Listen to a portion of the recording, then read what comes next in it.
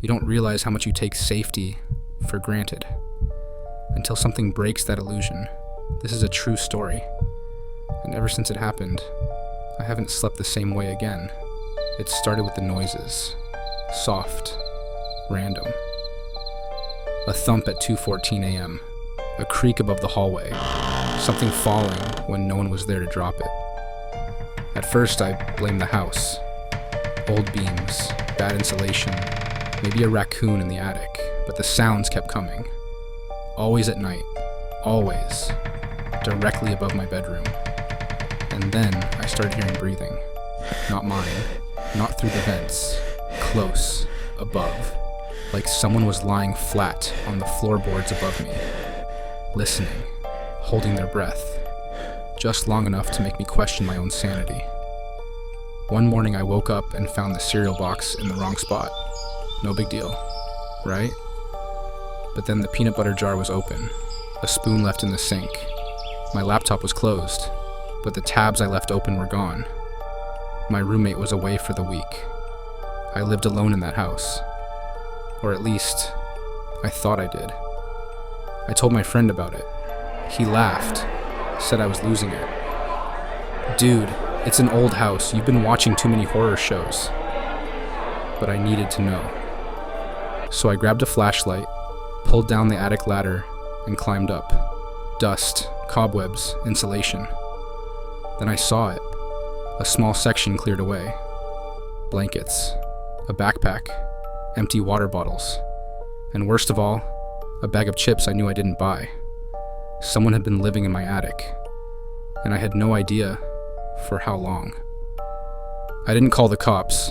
I wanted proof. So I set up a webcam in the hallway, pointed at the attic ladder. Nothing the first night.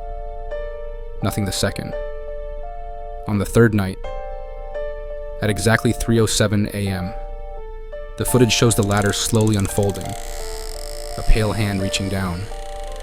Then a man, thin, dirty clothes, barefoot, creeping down the hallway. He walked straight into my kitchen, ate, drank, then stood outside my bedroom door for almost 2 minutes, just standing there, listening.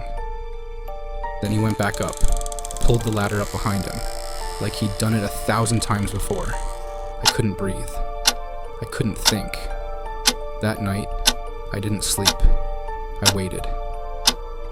3:07 a.m. came, and I heard it. Crack! The ladder. I grabbed the baseball bat I kept under my bed and opened the door. The man froze. He was halfway down. We locked eyes. He looked like a shadow in human skin. Pale. Hollow. "Get out," I said. My voice cracked. He just nodded, didn't speak. He walked to the door, opened it, and left. I never saw him again. I moved out a week later, told the landlord, filed a report, but they never found him. He didn't take anything. He didn't leave a note. No fingerprints. Just vanished. But I think about him sometimes. What he wanted, how long he was up there, what he heard. Because he didn't come for money or violence. He came for quiet, to hide. And somehow, I gave him the perfect place to disappear. People think horror is about monsters, demons, curses, ghosts. But sometimes, the scariest thing in the world is knowing someone was in your home, listening, watching, living, right above you. Subscribe to Mr. AniMare, where nightmares are drawn to life.